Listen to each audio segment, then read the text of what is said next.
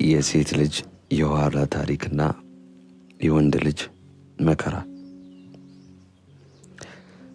አብዛኛው የዩቲዩብ ቻናላችን ተመልካች ሰብስክራይብ ሳያደርግ ነውና እየተመለከተ ያለው። እባካችሁ ሰብስክራይብ ሳታደርጉ የምትመለከቱ ካላችሁ ሰብስክራይብ በማድረግ ተወዳጁን ቤተሰብ ሁኑ። እንደዚህ በየጊዜው የሚደርሷችሁን ቀለል ያሉ ታሪኮች እንዲሁም ቆንጆ የመጽሐፍ ትረካዎች በየጊዜው ታገኛላችሁ። ሰብስክራይብ ማድረግ አጋዡንም ሰሪውንም መደገፍ ነው እና ሰብስክራይብ ማድረጋችሁን እንዳትረሱ ስላሳስባለሁ። ላይክ ሼርም ቢደረግ አይከፋም አንጠላም። የሴት ልጅ የኋላ ታሪክና የወንድ ልጅ መከራ። የሰው ልጅ የኋላውን አይቶ ካልተማረ ሰው መሆን አይችልም ሲሉ ሰምቼ በመንገድ ስጓዝ አንገቴን ወደ ኋላ ዙሬ የምኖረው እኔ ሳልሆን ብቻ አልቀርም። የቴዲ አፍሮ ቀንደኛ አድናቂ እንደመሆኔ እሱ የኋላው ከሌለ የለም የፊቱ የሚለውን ድንቅና ታሪካዊ ንግግሩን ወደ ራሴ ታሪክ ተርጉሜ በድንቅ ሁኔታ እጠቀምበታለሁ።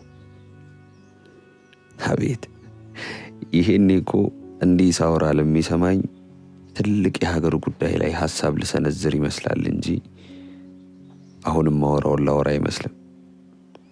ግን አይደለም ወይ? አይደለም አልኩ እንዴ? ነው እንጂ እንዴ። ከሴት ልጅ የኋላ ታሪክ በላይ የወንድ ልጅን የፊት መንገድ የሚያበራ ምን ነገር አለ? ይሄው እኔም የፊት መንገዴን ላበራ ብዬ የሴቶችን የኋላ ታሪክ ለማጥናት ከዞርኩበት ሳልመለስ በዛው የጥናት ዓለም ውስጥ ሰምጬ አንገቴን እንዳዞርኩ ቀርቻለሁ።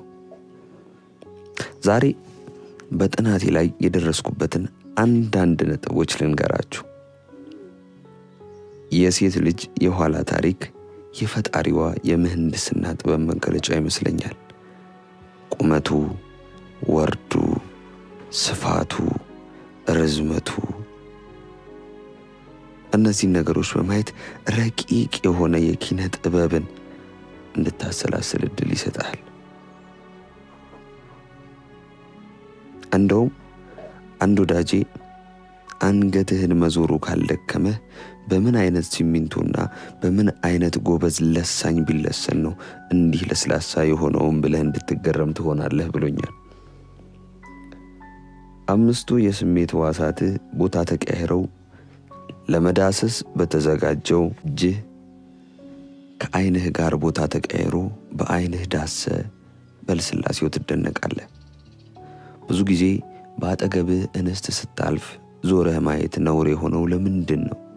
ሰው በእጁ ጠፍጥፎ የሰራውን የድንጋይ ክምር እንኳን አንጋጠን በማየት እናደንቅ የለ አስብሎ የማፈላሰፍ ትልቅ አቅምም አለው የሴት ልጅ የኋላ ታሪክ። እና ምን ልልህ ነው ወዳጄ፣ የሴት ልጅ የአሁን እሳቤዋን አክብረህላት እየኖርክ የኋላ ታሪኳን ግን ማድነቅ አትርሳ ለማለት ነው።